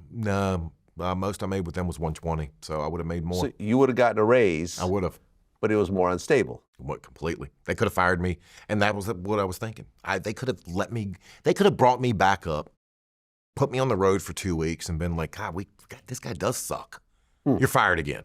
And then, where am I? And then what? I got 3 months of that salary. Yeah. I'm not going to go back to HSN. I just left them high and dry. They wouldn't take me back. How long did you end up staying on Home Shopping Network? Till 2012. Yeah, 2008 till 2012. Okay, so you had 4 years there. Yeah. That was the hardest job to lose. How'd you lose that job? Got arrested. Yeah. Which I was sure you're getting to. Yes, I'm getting to that. During this time, were you taking drugs? Oh, constantly. So Constantly. You never stopped from your wrestling time to then? Never. You were still taking drugs? Yep. What were you taking mostly? Percocets. Perks? Yeah, perks. That's an opioid. Absolutely. And Ambien for sleep. Okay. How are you coping? How was I getting them? Yeah. I'm going to any doctor I wanted. I'd Really? go into a doctor, show them my MRIs, and they would, what do you want? Oh, so you didn't have to get it off the street? Never bought an illegal drug before I got arrested. Not once. Not once, ever. Okay. But then in 2012, you did get arrested for a drug scam. Yes. For doctor shopping.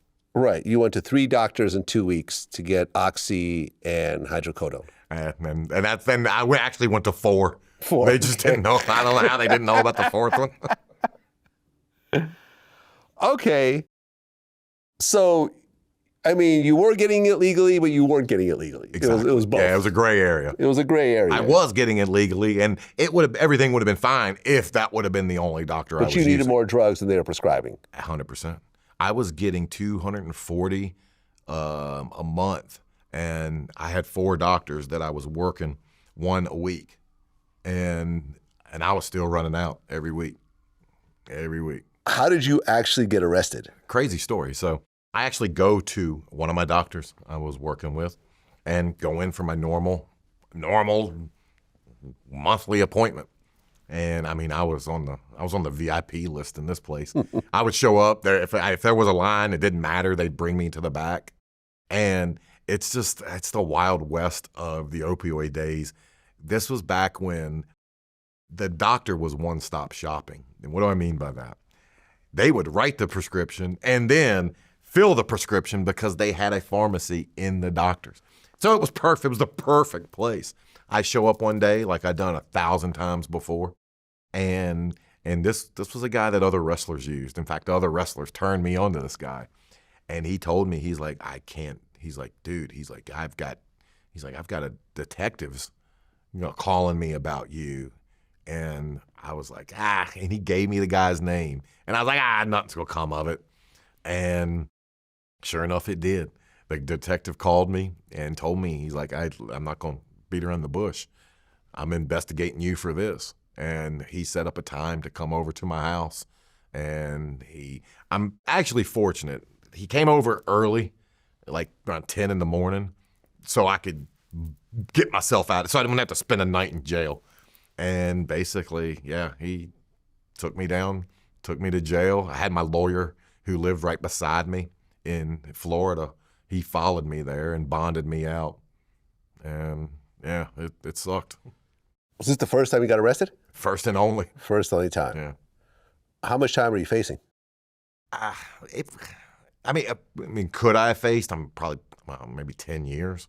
But right. Well, you were using, you weren't selling. I was never. Yeah, and that's one of the things. One of the things that the detective made clear. He's like, listen, he's like, I know. He's like, man, this guy, he knew my life. Huh. He's like, he knew what time I woke up in the morning. He knew what I did. And one of the things he said, he's like, I know you're not buying it illegal, and I know you're not selling what you get. He's like, you just have a problem. He's like, I never do this. He's like, normally when I arrest somebody, they're facing, I'm gonna hit them with 5, 6 counts. He's like, I'm gonna get them when they're leaving a pharmacy. So that's another charge. That's, you know, transporting or whatever, you know. And he the way he did it, I got arrested for one count, doctor shopping, which once I got an attorney, I mean, it wasn't too difficult to, if you work, I mean, I had to pay, but it wasn't too difficult to work with the system and try to put it behind me. The only problem that, you know, that I didn't get ahead of enough was once it went out on TMZ, HSN, that job was done immediately. And I tried to get in front of it, but it was impossible. So ultimately, you didn't do any jail time. You got probation, I guess? I didn't even get probation. You didn't even get probation? No. So they just dropped the case? I mean, I paid some money and they dropped the case. I had to pay a lot of money. Yeah, how much you pay? 25 grand. That's not too bad. Stay out of prison? Well, and then to have, like once I paid, it went away. Yeah. Like I'm talking, I would pay that. Like I didn't have to meet with a probation officer. Nothing. You got lucky. It went away. You got lucky. Completely. You could have had an asshole, asshole cop that'd be like, nah, I'm gonna throw the book at you. I had a detective who recognized that I had a problem. Yeah. And wasn't trying. And I know cops get a bad rap. This guy was doing his job. He wasn't being a dick. Yeah. He was doing his job that would turn out to be good for me. Well, WWE had a program called the Former Talent Rehab Program. Yeah. So they came in and helped you out? They offered.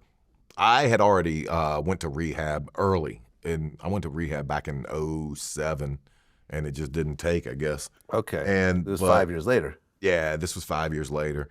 Like, I mean, I didn't need once that arrest smacked me into shape. So you stopped cold turkey? I went to a doctor and got put on a Suboxone program. And that's like that drug they give you to wean you off of opioids? Yeah. Okay. But do you have to stay on that? I was on that for probably the better part of a year and a half. Okay. Yeah. Yeah. And it worked? And then weaned myself completely off that. So it worked? It did. Yeah. Yeah. I don't know what I would have done if I wouldn't have had that, because for me, a lot of my life is routine. And if I do something and it works, I want to do that same thing. I want to mimic every day the same behavior. And so a lot of times for me, taking pills, it was habit. And so for me, being able to have something else that I could take and in its place, it sufficed that habit, if that makes sense. Oh, I would take, if I told you how many Percocets I'd take and then go on and do a 2-hour HSN show, you wouldn't believe me. How many perks would you take? I think the most I ever did, I took 20. I took a handful of 20 one time. 20 perks at one time. And went and did 2 hours. Now listen, I've interviewed people that were high off perks. They would throw up in the middle of the interview, like serious? They'd be a mess. Yeah, Jay the Youngin, high off perks, and it was a mess. Yeah. You know, I mean, he died. He got killed a few years ago, but yeah, it was, yeah, man. And plus, well, I mean, luckily you were going through the pharmacies. Yeah. Because if you had gotten them off the street, I mean, fentanyl was sort of drifting around during this time. You could have potentially overdosed and died. At this time, the only time I'd heard of fentanyl was when my mom was in the hospital. They gave her fentanyl. Right, because it's a real drug for pain. But it's not supposed to be a street drug. Yeah, I had no clue there was a street element to it. Oh, yeah. And I was getting everything was 100% legit. Yeah. Now, listen, I've interviewed 5 people that have died of fentanyl overdoses. Wow. 5 people. Yeah. That's crazy. Yeah. Like that's... 5 people that I personally knew, you know, some closer than others. I'm sorry. Rich Homie Quan, this rapper, just died. Gangster Boo from 3 6 Mafia, Aaron Carter, Mac Miller, Coolio. Mac Miller, the singer. The rapper, yeah. Was fentanyl, would he? Yep. I did not know that. Fentanyl overdose. Wow.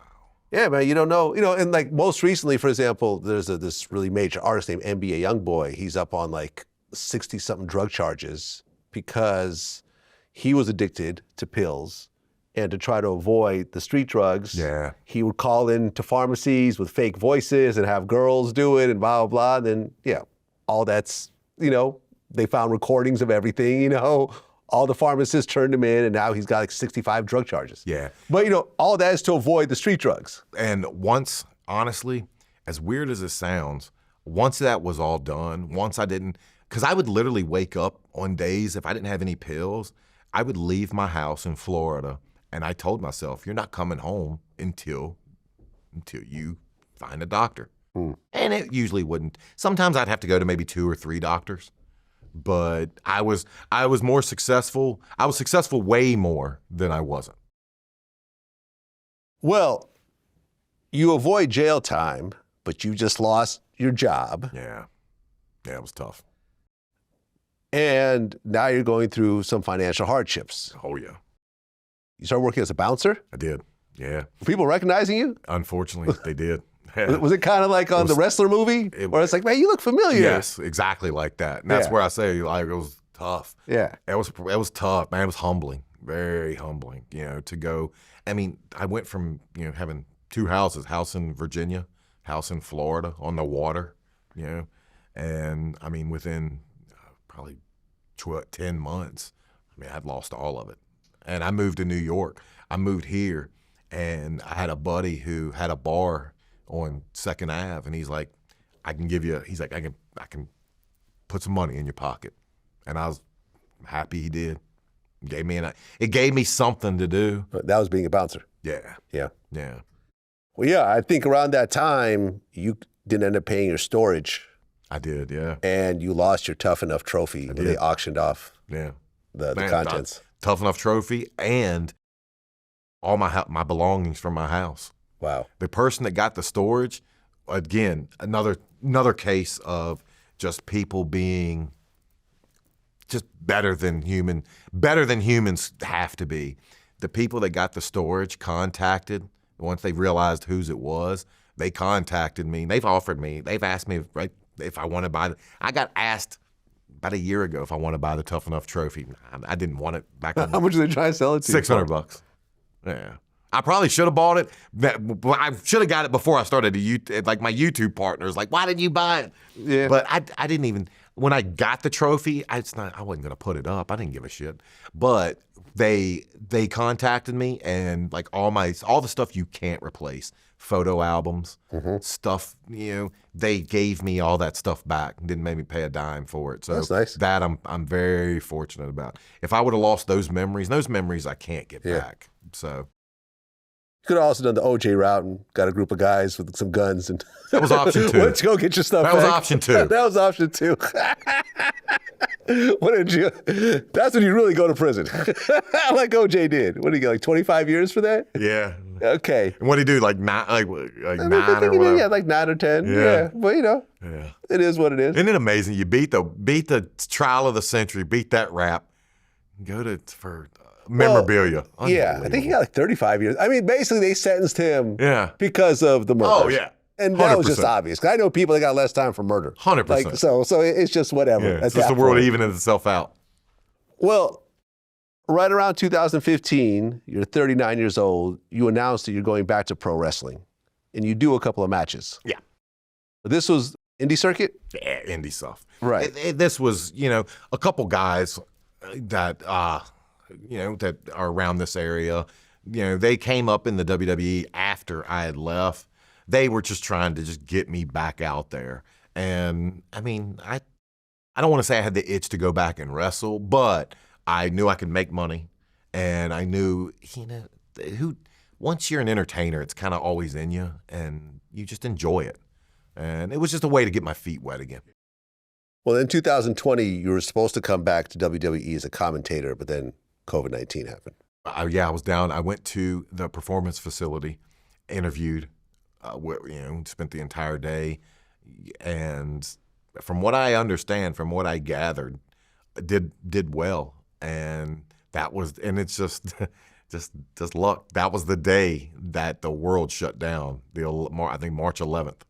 Yeah. Yeah. I remember those days. And I remember being there, and once the news was saying the NBA is shutting down and this is shutting down, it was almost a mad dash because you remember how crazy it was. I mean, there was a thought in Florida that they were going to shut states down and that they weren't going to let people in and out of the state. Yeah, and that was a crazy time. Yeah, we had to make a mad dash to drive, and because I drove down to Florida, and it just get back to New Jersey.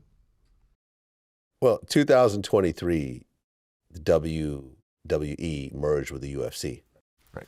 Were you surprised that happened? Completely. Yeah. If I could have put a bet in years ago, I would have bet every dollar I'd ever make, and times 10, that Vince would have never gotten rid of his company. I would have bet everything and been pretty confident of that bet. I still to this day can't believe that the WWE is no longer owned by a McMahon. Well, yeah, because I remember in the documentary they talked about how he had the chance to buy the UFC for like pennies. Pennies, yeah. But to his defense, and Shane wanted him to. His son Shane wanted him to do it. But to his defense, he said, "This is a different type of company. This is an actual sports league where what I do is more theatrics. I create stars. There, you can try to create somebody. No, but once they get in the ring, you don't know what's going to happen. Exactly. Right. There's no predetermined outcome in the UFC. So at the time, I mean, look, Vince also started a football, league that went nowhere. That went, so I'm sure some of that probably played into his decision-making process. I tried to do this football thing, it didn't work. This wrestling, this UFC thing, I mean, I'm getting it cheap, but if it all goes down, in flames, then I would have lost millions of dollars. Right. So, it made more sense for, because what, Endeavor, I think, is the one that made this merger? Exactly. Yeah. Endeavor. Yeah. So now Vince McMahon no longer owns the company. I think that he owned like 40-something% of it. I thought it was like 49 or something. Yeah, like he owned a minority He was stake minority for the first time. For the first time ever. Yeah. And then more allegations came out. And this one woman came forward and said that, he sexually assaulted her and all this other type of stuff and shared photos with her.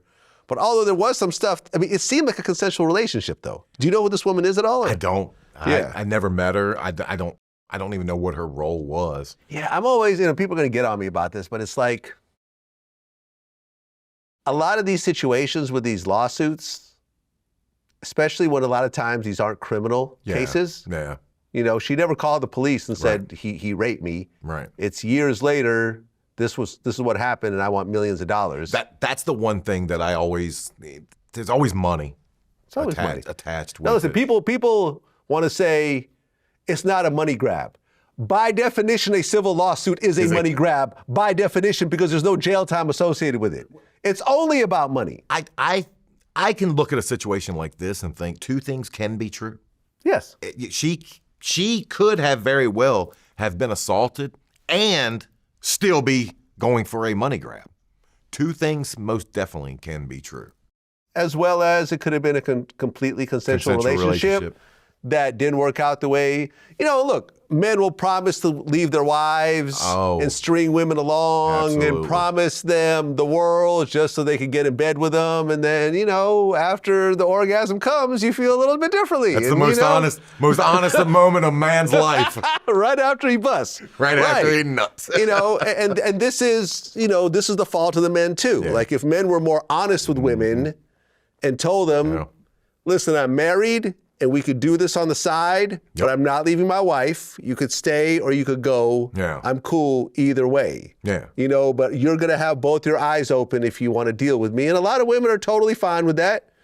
But a lot of men aren't strong enough to put that type of message out there. And then they get caught up later on. And next thing you know, you're in a Vince McMahon situation where you're getting kicked out of your own company. Absolutely. Yeah.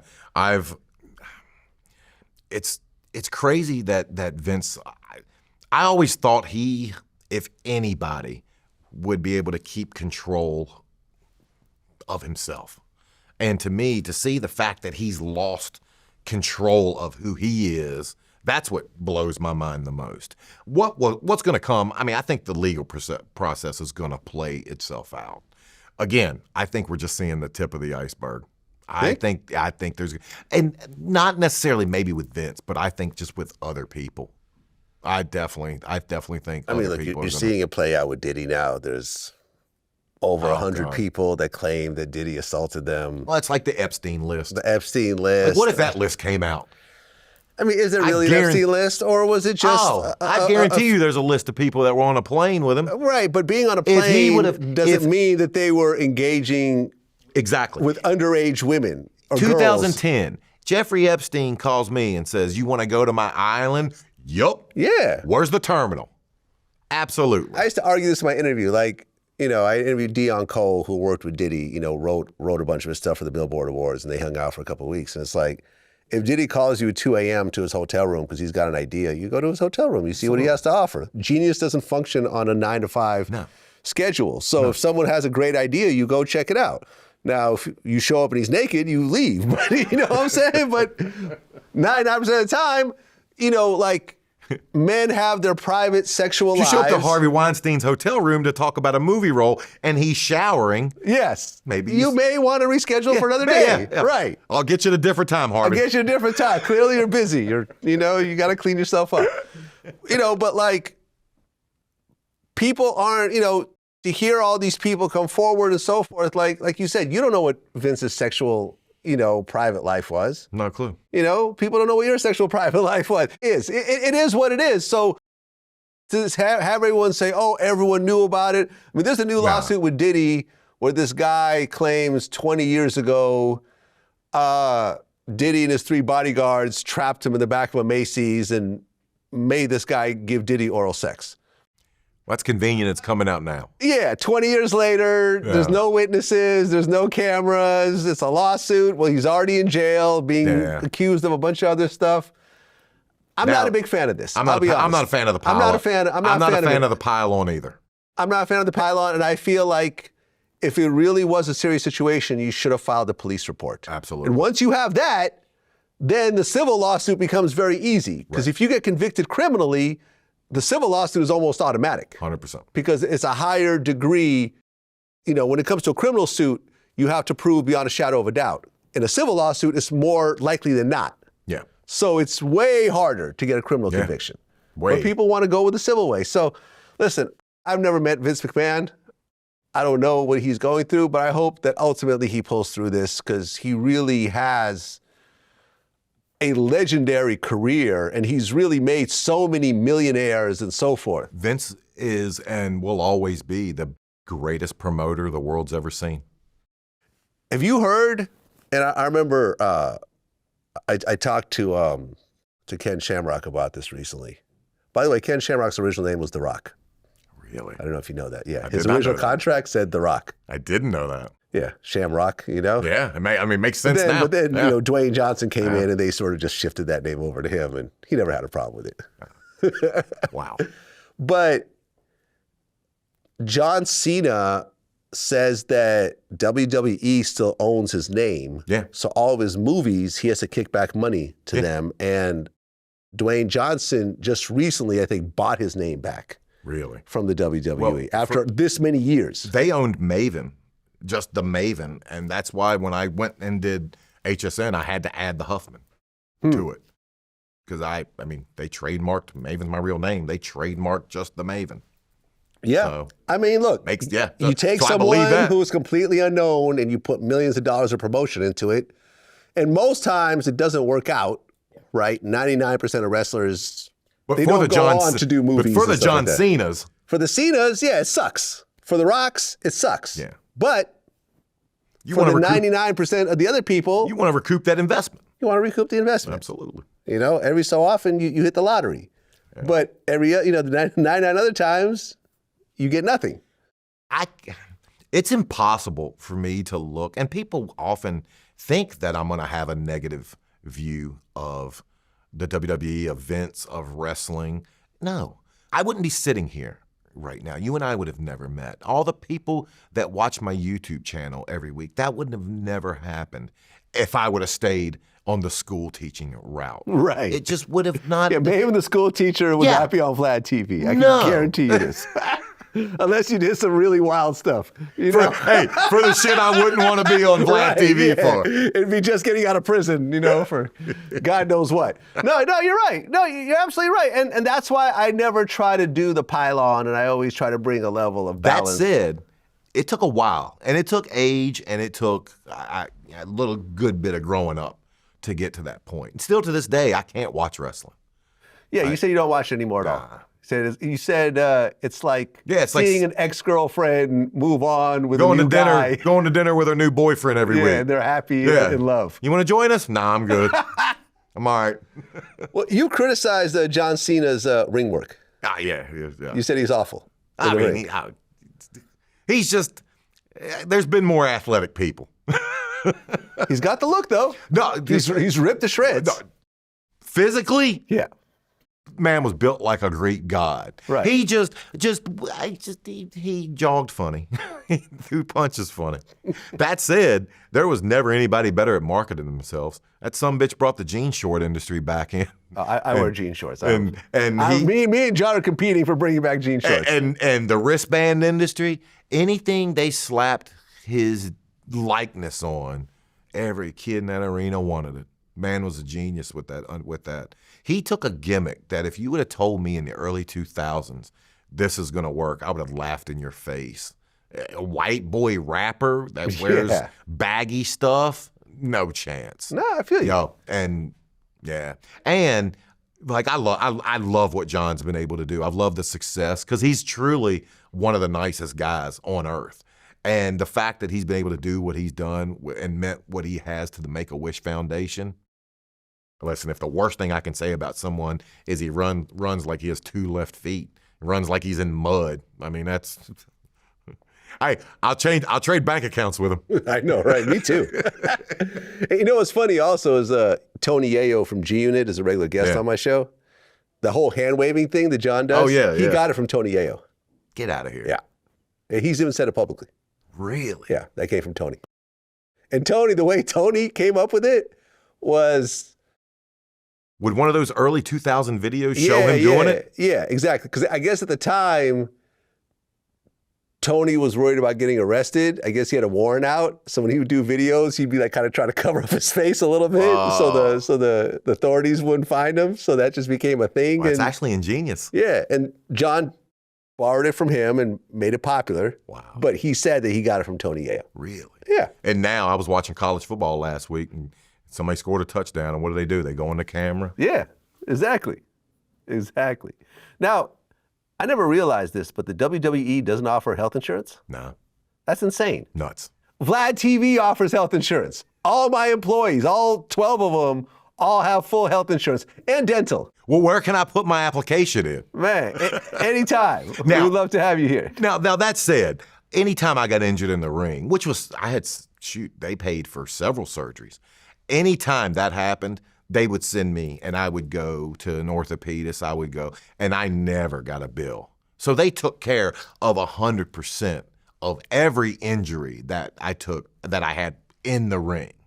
But, I mean, I stopped doing stuff that would have got me injured out of the ring. I know that much. I wasn't going to wreck my motorcycle and then have, just questionable whether I was going to have to pay it or if the WWE was going to have to pay it. At the time, I didn't even have health insurance. It was crazy. There were times in my life I didn't have health insurance, but in retrospect, those could have been really horrible times. Like I could have really messed myself up and without insurance. And then we're talking about at our age, before Obamacare, you got pre-existing conditions. I was always worried that I might catch cancer or become HIV positive or something. And then you go in and they're like, well, we can't, you got this before the health insurance, so we can't, help you here. Like these are things in the back of your mind. Yeah. My mom got cancer when she was 48. She got cancer insurance like a year and a half prior to that. And had she not have got that, I don't even want to know financially. Yeah, man, it's ugly. It's ugly. There was a story you said that kind of stood out to me. This was when you were really, really broke and you go to a strip club. You know what I'm talking about? Hold on, which one? And you had $10. All right. I do know what you're saying. This was when I was in college. Oh, this was college. Yeah, this was the first strip club I ever went to. Okay. Yeah. Yeah, do you want to hear it? Yeah, let's hear the story. Oh, okay.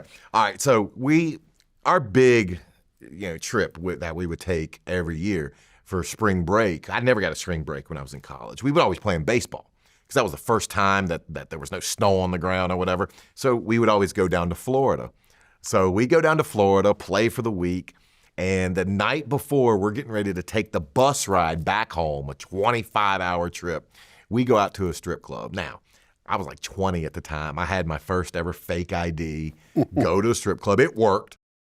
And I mean, this is before having mom's credit card. I had $11 to my name by the end of this night. But there was a dancer up at the rack, and I was gonna get one more in. So I go up, and I had a $10 bill and a $1 bill, and I sit down and just mesmerized. And she comes over, pulls the garter open, and I go to slide the dollar bill in there as I thought. And I put the $10 bill in. And once I got to the door and realized that was the $10 that I needed to eat on the way back, the 25-hour trip back home, then it hit me. Oh, she's a reasonable woman. Just go tell her the mistake you made. You asked for the money back. I went, well, not only did I ask for it back, I showed her the dollar I meant to give her and showed her on her leg while she was dancing where the 10 was, that one right there. And she pulled it out, wadded it up, and threw it in my face. Cussed you out. Pretty much told me, yeah, get the fuck out of here. Yeah. Yeah. And I learned a valuable lesson. And that's any money given to a stripper, it's theirs. Well, really, whether you meant to or not. Any money given to a woman is theirs. It's theirs. Any money that you make is theirs. It's theirs. Yeah, just sign it all off. Well, as you're trying to figure out your next move, you end up starting a YouTube channel. Yeah. Which actually became successful. I looked through, like, some of these clips are like 3 million views, 2 million views. I mean, that's not easy to get on YouTube these days. Yeah, it's crazy. It's crazy. And I guarantee you 2 years ago, 3 million people weren't wondering what I was doing. I had a guy and a guy who has other YouTube channels just out of the blue reach out to me, and he had an idea. And at the time I had gotten, it was tough getting into the real world. It's just tough. I mean, I have a pretty decent entertainment resume, but that means nothing when you go for a real job. Yeah. No one. If I walk into, Goldman Sachs, they don't care how many days I spent in a surreal life house, But once I got on stable footing here in the city, this kid reached out to me. So when he gave me the idea, he said, listen, wrestlers do it wrong. He's like, wrestlers make wrestling videos and then put it on YouTube and then wonder why no one watches it. He's like, we're going to make Mr. Beast style YouTube videos that just so happen to deal with wrestling. And I mean, he gave me a bunch of homework, gave me people's videos to watch to see why they were interesting. And I mean, it was a shot in the dark, but it's been one of the things that I'm most fortunate of. And there's 2 or 3 things that's happened in my life. My parents taking me after my mom's death. Being able to go to school. The key to me going to the college to play baseball, it was the baseball. I wouldn't have went if it would have just been for the school. So there's things that I've been lucky at. And having this little 28-year-old kid reach out of the blue, I mean, he's not only changed my life financially, he's changed my life. Like, I get recognized now. I had a kid last week in the grocery store say, hey, aren't you that guy from YouTube that answers wrestling questions? And I was like, I guess I am. Yeah, I mean, it's at almost 500,000 subscribers. Yeah, it's crazy, insane. Yeah. Congrats, man. Oh, thank Congrats. you. I mean, listen, I've been doing it for 16 years. Thank you, brother. I was the original wave of YouTubers in 2008 when it first started. So you were there when right for the... Yeah, we're at almost 6 million right now. That's but awesome. I've been doing it way longer. That's awesome. To get 500,000, to even get 100,000 these days yeah. is a huge task. To get 500,000 on your way to 1 million, and especially to have videos that are in the multi-million views is an accomplishment. Could I give you one piece of OG advice, though? 100%. When going through the videos. You can give me 10 pieces of OG advice.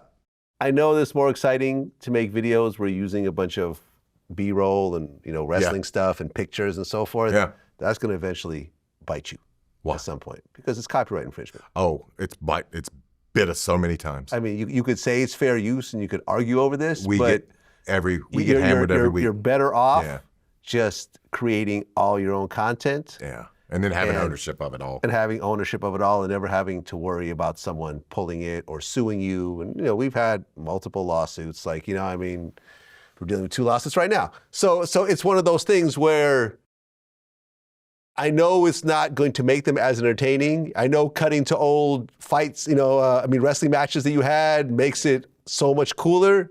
But in the long run, it's not the greatest of ideas. You're 100% right. We put the Undertaker video up, and at the time, I was looking forward to this video more than any because it was me and Taker after 20 years getting back together. And it was up for, I want to say 2 days, and then they yanked it.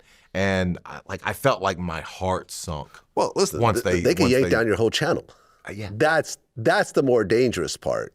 Losing a video, whatever. You can make another video, you could redo it, you can take out the B-roll, but you get hit with multiple copyright strikes. You get hit with 3. You're done. You don't resolve them, your whole channel will get taken down, and YouTube could care less about your 500,000 subscribers. Yeah, they don't care. They're dealing with trillions of subscribers. Right. So that's the whole thing. And look, like me being who I am and investing 16 years into it, I'm very protective of my content as well. Absolutely. You see what I'm saying? When people start using my content without getting permission or who I don't have working relationships with, I'll file strikes, both on YouTube as well as Instagram and, Facebook and so forth. And when people come back with a sob story, oh, I didn't know, it's like, well, you have to license it for $5,000. Right. And now these checks are regularly coming in from people who are getting their accounts shut down from using my stuff illegally. Right. And I don't have any problems with that because the same thing is being done to me by other outlets. And at the end of the day, I don't spend millions of dollars creating content so you could just put it up, on your on your social media where you're selling, your own products and it's an actual business page and you have millions of followers and you're using my stuff like it's, public domain, which it isn't. You see what I'm saying? So it's as the Wild West of media starts to become more and more of a business in reality, people are going to be doing less and less of this because their life's work is going to get taken down. Yeah. Or they're going to get sued, or both. Yeah. So I'm just saying, that's my advice as you're working through this, because this is not 100%. A hustle for you. You're actually devoting your future into it. You don't want to treat it like it's a hustle. You want to treat it like a real business. Exactly. Yeah. And I fully admit I went into this knowing nothing. Yeah. So it's been a learning experience along the way, and it's definitely, there's been some lessons that have been more difficult too. And me and my partner, we go head to head because it's only me and him. We're 2-man operation, and there's a lot of times we'll do an interview or whatever, and I'll tell him, the interview is what the people want to see. They don't care to see the clips from 20 years ago. Yeah. Show the interview. Then that way we don't have to worry about it getting yanked. So. Exactly. Or you can license stuff legally, for example, there's a company called Lick.co, a company out of the UK where you could actually license major label music for like $20, $30 per clip. And then it becomes fully legal. Yep. So now you could really use the stuff legally with no and have paperwork behind it. So when they come back and try to tag you, it's like, no, we have permission. Gotcha. So as this becomes bigger and as this becomes more profitable, and that's the thing, when you're small, nobody cares. Exactly. But the bigger you get, it's more of a spotlight, and you're going to get the attention of all the real content owners. Right. And they're going to want, listen, I know, I'm not going to say who it is, but one of the major Instagram pages in the hip hop space, they used some images that weren't, they weren't allowed to use. The image company came in and demanded a piece of their company. Right. A piece of the company. Yeah. Wow. These are the type of conversations that happen behind the scenes. Wow. I'm not going to put them on blast, but this is someone who I know very well. So, like I said, that's just my advice. Take it, leave it. This is your YouTube channel, but I've been doing this for 16 years, and I've gone through a lot of strikes. I've gone through lawsuits that I filed, that have been filed against me. And if you can avoid the problems, you're better off avoiding them. That's great advice, because So far, the worst days I've had in this channel has been when I'm really excited to put something out and it gets copywritten. Right. And it's for something stupid. Right. And But it's that'll for never happen if it's all your stuff. all my stuff. If it's just you in front of the camera or you shooting your own footage. You're right. Well, that's what it is. Maven Huffman, man, quite a journey.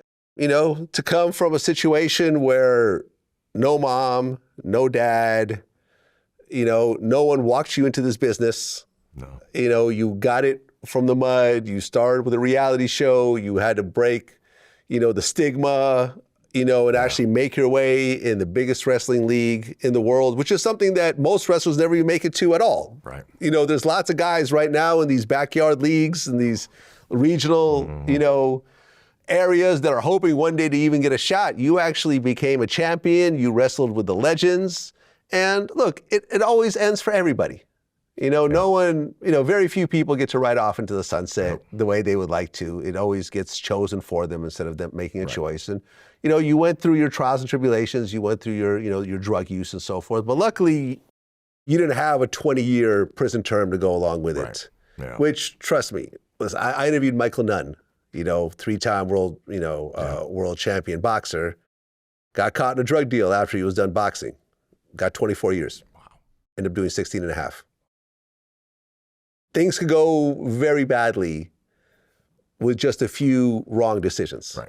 You know, you're used to a certain amount of money, you try to get that quick money, whatever else. Next thing you know, you're caught up in a case and you're in prison for over a decade. So ultimately, man, I think things worked out pretty well for you. I have no complaints. There's obviously things and regrets I have along the way, but we all have those. Every regret I have, it's been my decisions. I have no regrets, can I tell you what I hate about today's society more than anything? What's that? It's how no one takes ownership for their own mistakes. Everyone's a victim. Everyone's a victim. And I cannot stand this victim culture. Yeah. I have been more fortunate than anybody in this world. I'm so thankful for not only the good times, but the bad times. Because I've been smart enough to learn through the negativity. And you learn the longer you're on this earth. Yeah. If you consider yourself a victim, it's only because you're not man enough to take ownership of your own actions. Facts. Maven Huffman, I appreciate the conversation. Brother, Best of luck thank to you, man. Until Thank next you time. so much. Peace.